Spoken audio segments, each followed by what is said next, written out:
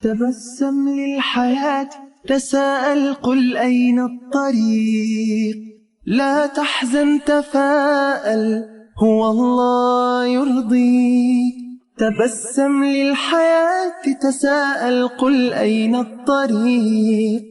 لا تحزن، تفاءل، هو الله يرضيك. توكل على الله يهديك النجاح. لا ترجو سواه، حي على الفلاح. توكل على الله يهديك النجاح. لا ترجو سواه، حي على الفلاح. هيا هيا إلى الله، هيا هيا إلى الله، هيا هيا إلى الله. قم واطلب رضاه. الله الله رضا الله، الله الله رضا الله، الله الله رضا الله. به تحلو الحياة.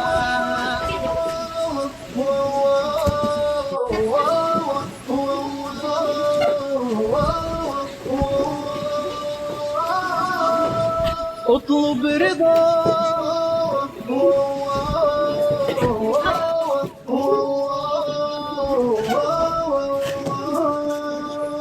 به تحلو الحياة. قل حمدا كثيرا تكفيك القناعة.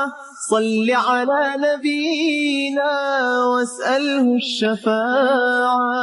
قل حمدا كثيرا تكفيك القناعة. صل على نبينا واسأله الشفاعة.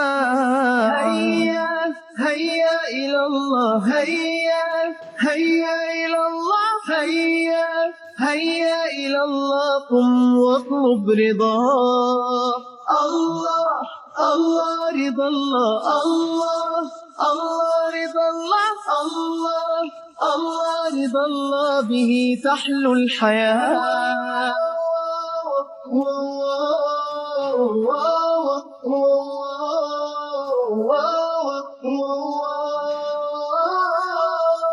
اطلب رضا.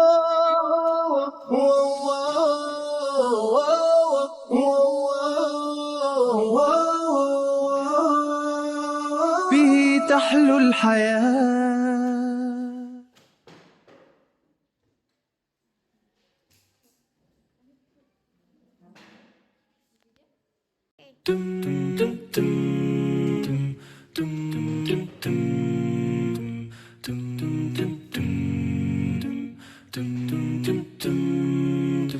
حينما حل البلاء جئت إليك دليلا أناجي. من لي غيرك ربي يسمع مني شكواي.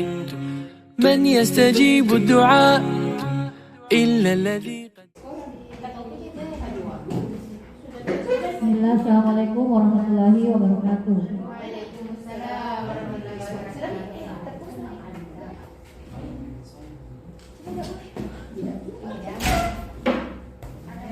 Alhamdulillah, wassalatu wassalamu ala rasulillah wa ba'd. Puji syukur kehadirat Allah Subhanahu wa taala yang telah memberikan kita berbagai macam nikmat ya, nikmat kesehatan, kesempatan sehingga kita bisa berada di tempat ini. Terkhusus untuk rekan-rekan guru, ibu-ibu, terima kasih atas kesempatan dan waktunya bisa menghadiri diseminasi penyebaran pemahaman kepada rekan guru aksi nyata calon guru penggerak angkatan 9. Salawat dan salam lalu pula kita kirimkan kepada baginda Rasulullah Sallallahu Alaihi Wasallam,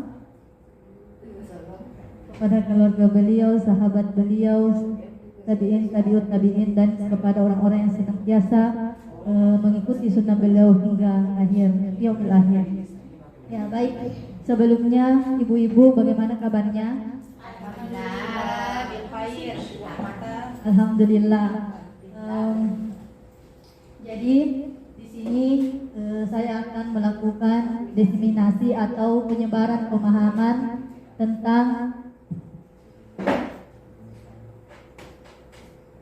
konsep inti budaya positif. Jadi di sini konsep inti budaya positif itu ada 7. Yang pertama, perubahan paradigma belajar, disiplin positif, motivasi perilaku manusia, kebutuhan dasar, posisi kontrol restitusi, keyakinan kelas, dan yang terakhir yaitu segitiga restitusi.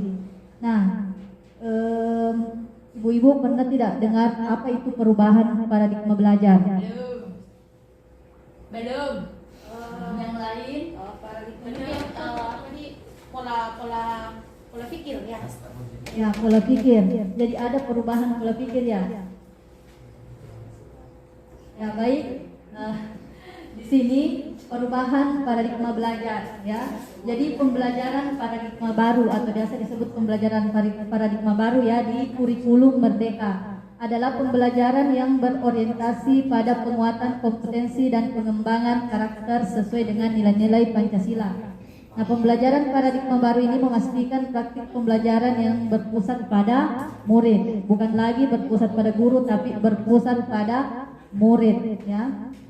Yang mana setiap murid belajar sesuai dengan kebutuhan dan tahap perkembangannya. Pembelajaran ini dilakukan melalui kegiatan pembelajaran ada 3 ya di dalam kelas, intrakurikuler, di luar kelas yaitu kokurikuler dan ekstrakurikuler yang mana kita sudah lakukan di sekolah kita.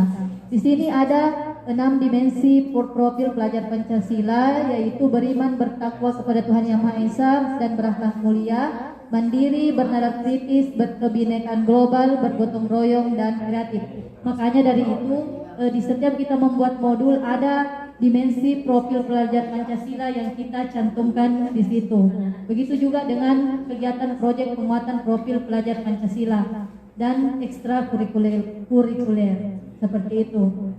Nah, selanjutnya yaitu disiplin positif. Ibu-ibu, ketika mendengar kata disiplin, apa sih yang terbayang di benak kalian?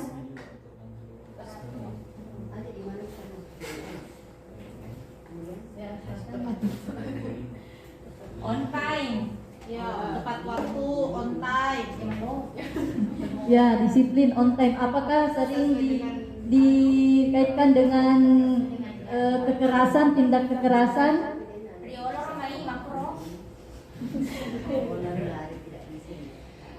Kalau dulu mungkin seperti itu. Kalau dikatakan disiplin berarti identik dengan keras, tegas. Tetapi mungkin dengan adanya kurikulum Merdeka ini disiplin ini bisa berubah arti. Sampai di situ dulu, Bu Guru. Ya, jadi di sini disiplin positif adalah suatu pendekatan untuk menerapkan disiplin dari dalam diri anak tanpa hukuman dan hadiah. Jadi ada dibilang menghukum dengan hadiah. Jadi itu juga ternyata tidak boleh dilakukan karena ada dampak jangka panjangnya. Jangan sampai anak-anak tidak membuat kesalahan karena hanya ingin menginginkan hadiah seperti itu. Tapi di sini kita mau bagaimana anak-anak termotivasi dari dalam dirinya, motivasi intrinsik. Ya, seperti itu. Jadi disiplin positif perlu diterapkan baik dalam lingkungan keluarga maupun lingkungan sekolah. Dengan menerapkan disiplin positif diharapkan tindak kekerasan dapat dihindari. Jadi bagaimana caranya disiplin positif? Ya, nanti saya jelaskan yaitu yang sudah saya terapkan itu keyakinan kelas, penerapan keyakinan kelas. Ya, kemudian motivasi perilaku manusia. Di sini ada 3 motivasi perilaku manusia. Yang pertama, untuk menghindari ketidaknyamanan atau hukuman. Kemudian kedua, untuk mendapatkan imbalan atau penghargaan dari orang lain. Dan yang terakhir yaitu untuk menjadi orang yang mereka inginkan dan menghargai diri sendiri dengan nilai-nilai yang mereka percaya. Seperti ini misalnya, ibu-ibu ke sekolah itu karena kenapa? Tepat waktu karena kenapa? Apakah karena menghindari ketidaknyamanan, teguran? Tanggung jawab. Karena ada yang dibilang tanggung jawab. Ya, berarti ini motivasi intrinsik ya, karena ada nilai-nilai kebajikan yang akan kita dapatkan dari situ. Ya, berarti yang muncul dalam diri ya. Iya, seperti itu. Intinya kesadaran. Iya, kesadaran diri, bukan karena ekstrinsik, bukan karena faktor dari luar. Biasanya kan dia disiplin waktu karena mungkin dipotong, ininya ya seperti itu ya, ada ceklok ya seperti itu ya. Semoga kita karena adanya nilai-nilai yang kita yakini ya, yaitu tanggung jawab. Kemudian yang ketiga, yang keempat ya, kebutuhan dasar manusia. Kebutuhan dasar manusia. Jadi ternyata kebutuhan dasar manusia itu ada 5, ibu-ibu. Jadi ketika salah satunya ini tidak terpenuhi, maka dari situlah ada timbul yang namanya pelanggaran. Misalnya anak-anak, dia sebenarnya butuh cinta dan kasih sayang, makanya dia melanggar terus. Ternyata dia kebutuhan cinta dan kasih sayangnya itu tidak terpenuhi. Ya. Ya, bisa saja dari keluarganya kah atau dari gurunya sendiri. Di sini ada kesenangan, cinta dan kasih sayang, kebutuhan bertahan hidup. Ini ya, bertahan hidup yang di tengah kebebasan dan penguasaan. Makanya sebelum kalian mengajar, ada baiknya menanyakan kepada murid-murid kalian apakah sudah makan sarapan pagi ya, karena itu adalah kebutuhan dasar manusia, itu yang harus dipenuhi. Bagaimana coba kita belajar kalau perut kosong? Ya, jadi itu salah satu ya kebutuhan. Jangan menganggap anak-anak makan terus, tapi ditanya dulu apakah sudah makan atau sudah sarapan. Apakah sudah sarapan? Jadi kalau misalnya anak belum sarapan karena tidak sempat, jadi kita persilahkan dulu anak-anak mengisi kekosongan itu. Iya, betul seperti itu. Karena ini adalah salah satu kebutuhan dasar manusia. Ini harus terpenuhi sebelum kita belajar. Bagaimana coba kita belajar kita saja ya? Kalau mau belajar tapi perut kosong, bagaimana, apa yang kita rasakan? Iya, tidak bisa konsentrasi. Seperti itu. Jadi kita kasih waktu 5 atau 10 menit ya. Tidak bagus juga, tidak maksimal juga pembelajaran kalau ada kebutuhan dasarnya yang tidak terpenuhi. Seperti itu. Nah, yang selanjutnya 5 posisi kontrol. Di sini ibu-ibu coba kita lihat kita sebagai apa di sini. Di sini ada 5 posisi kontrol kita sebagai guru. Yang pertama penghukum, pembuat orang merasa bersalah, teman, pemantau dan manajer. Ya, di sini ada contohnya ya. Di sini ada contohnya yang mana sering kita lakukan. Intinya bukan membuat orang merasa bersalah. Biasa kan orang seperti ini membuat merasa bersalah. Aduh, ibu kecewa sama kamu. Ibu sudah melakukan sesuatu, segala halnya, menyiapkan materi, tapi kalian tidak fokus dalam belajar. Ya seperti itu contohnya. Kalau penghukum, ya seperti menghardik. Awas ya kalau kamu tidak kerja tugas, saya laporkan ke kepala sekolah. Itu contohnya. Kalau teman, ada juga contohnya. Seperti ini. Yang mana kira-kira ibu di posisi mana? Ya silakan dibaca. Sebenarnya di sini mungkin sebagai posisi manajer. Ya. Karena lebih mendidik dan menjadi apa?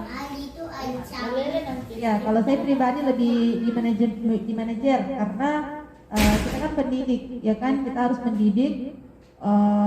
Ya lebih tepatnya sih di manajer.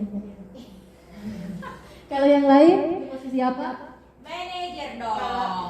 Kalau saya terkadang kita berada di posisi Teman, terkadang juga kita berada di posisi manajer. Iya, jadi tergantung situasi dan kondisinya anak-anak. Nah, kalaupun untuk pemantau mungkin agak sedikit ya, karena kenapa? Kita kan butuh mengarahkan anak-anak. Kalau kita hanya sekedar pemantau, ya kita biarkan anak-anak kan ya. Jadi tentu kita itu yang menjadi pilihannya itu adalah manajer dan teman. Kalaupun untuk mau bilang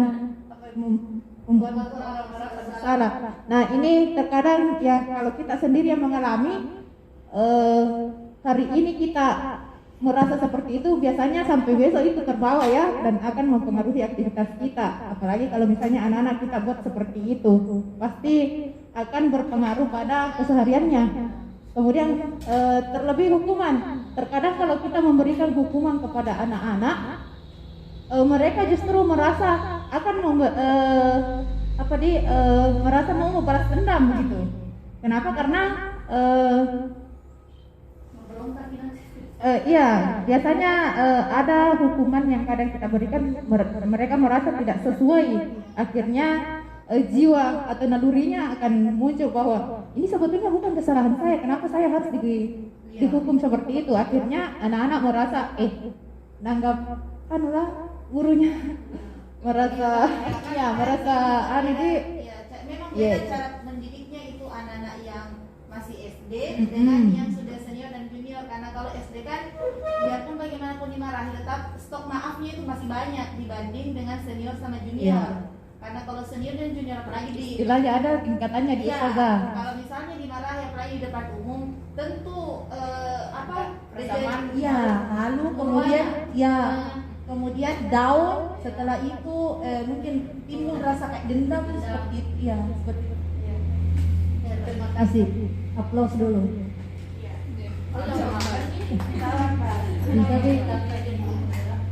Ya, kemudian yang selanjutnya yaitu keyakinan kelas.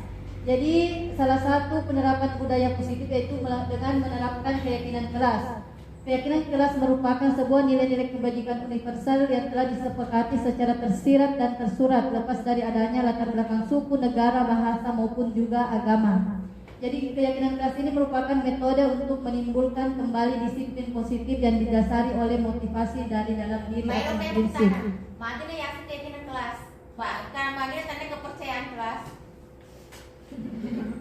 Ya, karena keyakinan kelas yang kita yakini bersama. Bukan kesepakatan tadi, kesepakatan kelas. Ya, ini Ada kedalinya keyakinan. Keyakinan bahwa kita harus begini. ya kita yakini. Dengan kita yakini seperti kita meyakini beriman kepada Allah Subhanahu wa taala. Jadi kalau kita sudah meyakini bahwa Allah cuma satu, berarti tidak boleh menyekutukan selainnya. Jadi kesetarakan keyakinan kelas ini dan Tidak juga, tidak. bahasanya. Istilah kebahasaan. Menggunakan bahasanya. Ya, menggunakan kata ke dan an. Ya, oke, kita lanjut ya. Ya, kemudian yang ke selanjutnya segitiga restitusi ini tadi. Segitiga restitusi. Jadi di sini ada tiga. Menstabilkan identitas. Jadi yang kita lakukan adalah mengatakan kepada murid kita bahwasanya setiap orang pasti pernah melakukan kesalahan, ya. Kamu bukan satu-satunya orang yang pernah melakukan ini. Yes, of course. Kemudian kita validasi tindakan yang salah. Jadi tidak cuma mengatakan ya salah kanan atau tidak ya, tapi kita validasi juga. Kenapa sih Anda melakukan seperti ini? Ada tidak latar belakangnya melakukan seperti itu? Nah, kemudian kita kembali lagi ke keyakinannya. Kan kita tadi sudah berkeyakinan. Kita tanya, sudah masih ingat tidak keyakinan kelas yang sudah kita sepakati? Ya, seperti itu. Apa aja ya, saya restitusi apa maksudnya? Restitusi.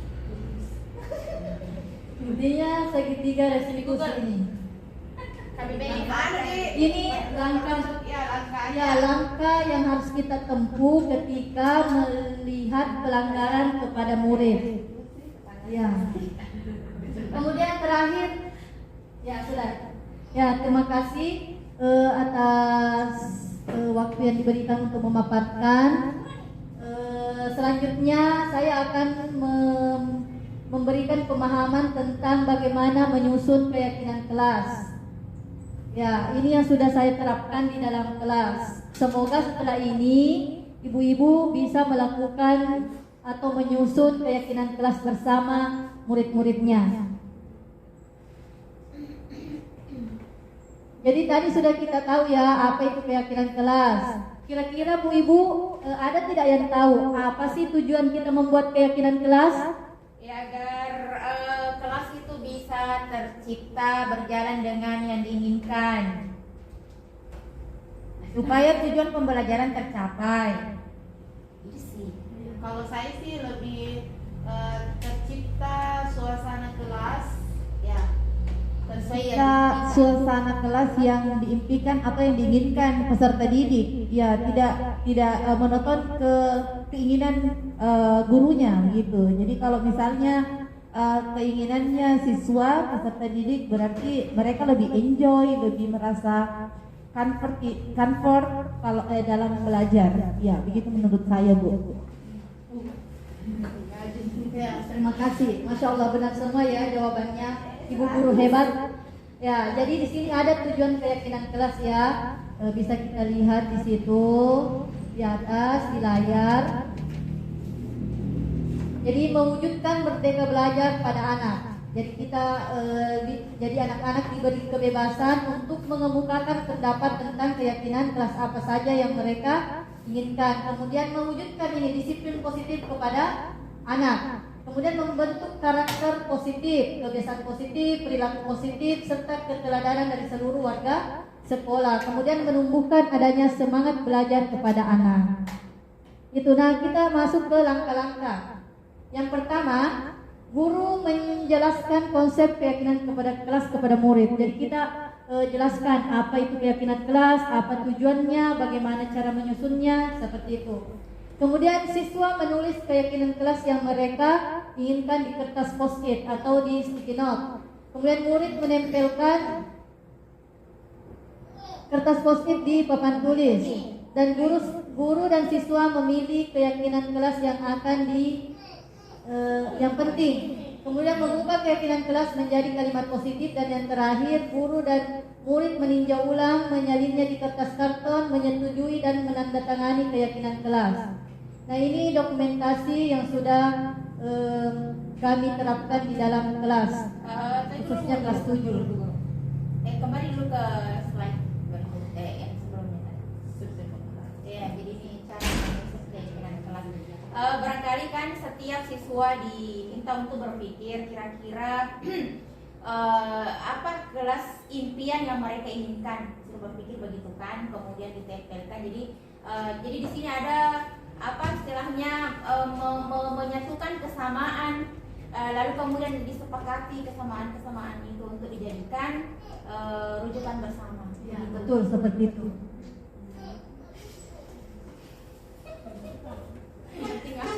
Ya, seperti itu, betul sekali, Bu Guru hebat. Bertanya dan langsung menjawab sendiri. Iya, itu yang penting. Itu contohnya ya. Ini penerapannya yang sudah kami lakukan seperti ini. Ini menempelkan di kertas post-it, anak-anak menempelkan masing-masing ya. Ini kelas ya atau per mapel begitu? Keyakinan kelas? Per mapel. Atau mungkin bisa kan dalam satu kelas banyak mapel. Ya. Ya, jadi mungkin bisa kita diskusikan setelah mapel bahasa Indonesia, matematika, bahasa Inggris, mungkin bisa berkumpul nanti untuk kita samakan, sepakati kesamaan itu ya untuk dalam kelas gitu. Oh iya, bisa juga. Masya Allah, ide yang sangat luar biasa.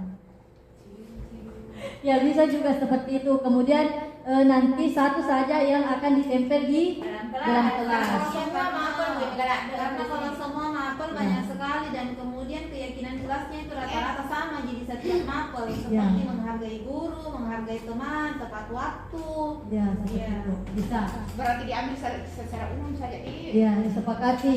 Bisa juga kerjasama dengan wali kelasnya. Kalau ditempel ramai sekali itu Ya, sebenarnya tidak ditempel, bisa juga ditempel di buku tulisnya masing-masing. Tapi kalau semua kan tidak mungkin juga. Ya, jadi bisa ide yang ya.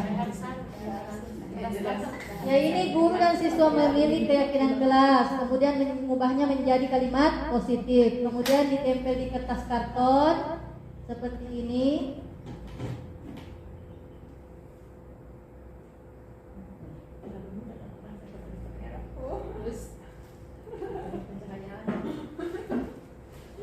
Jadi ini contoh-contohnya, kemudian disepakati bersama dan ini.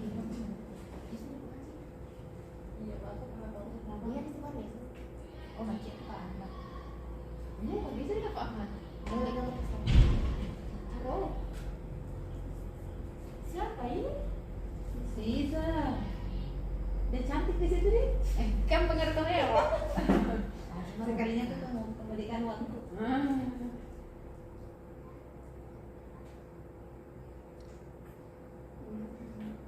Ya inilah keyakinan kelas yang sudah mereka buat. Kemudian ini dokumentasinya dan ini ada umpan baliknya dari peserta didik. Secara umum mereka senang karena dilibatkan dalam membuat keyakinan kelas masing-masing. Oke, terima kasih atas waktunya lagi. Siapa tahu ada pertanyaan? Atau sebelumnya kita mempraktekkan membuat keyakinan kelas, ya. Jadi saya yang bertindak sebagai guru, silakan. Kemudian ibu-ibu yang bertindak sebagai muridnya. Baik, anak-anak. Bagaimana cara mempraktikkan? Coba secara diucapkan saja. Ya, jadi anak-anak sudah kita tahu ya apa itu keyakinan kelas dan bagaimana apa tujuannya. Sekarang coba silakan kalian masing-masing menulis di HP masing-masing. Kira-kira aturan apa yang ingin kalian terapkan, sepakati bersama, kemudian dijadikan suatu keyakinan kelas. Coba silakan. Ya, sudah. Silakan Ibu Mutahara. Fokus dalam belajar. Selalu memperhatikan kebersihan dan kerapian dalam menerima pembelajaran. Disiplin waktu. Tidak ribut. Ya, jadi saya ubah ya menjadi kalimat positif tadi. Fokus. Ya, fokus pada saat belajar. Jadi memperhatikan penjelasan guru. Kemudian Selalu memperhatikan kebersihan dan iya, menjaga kebersihan dan ketertiban kelas. Tadi karena tidak ribut, jadi ketertiban. Kemudian disiplin waktu. Jadi ya itulah tadi 3 keyakinan kelas yang akan kita sepakati dan kemudian ditempel di kertas karton. Setelah itu kita sepakati ya, sudah ada sepakati. Alhamdulillah. Jadi itulah tadi contoh penyusunan strategi dalam menyusun keyakinan kelas. Semoga ibu-ibu bisa mempraktekannya dalam kelas. Sebelum kita tutup ada pertanyaan? Any question? no more question. No more. Alhamdulillah. Kalau tidak ada, kita tutup dengan sama-sama membaca doa kafaratul majelis. Ma bihamdik asyhadu an la ilaha illa anta astaghfiruka wa atubu ilaik. Assalamualaikum warahmatullahi wabarakatuh. Waalaikumsalam warahmatullahi wabarakatuh. دعانا إليه من لي غيرك ربي معقود فيه رجايا لا تعاملني بذنبي يا جواد يا كريم إنني عبد ضعيف حظه لا يستقيم لا تحرمني ربي من لطفك العميم فسقامي يتعبدني يا ربي الرحيم قل له كن فيكون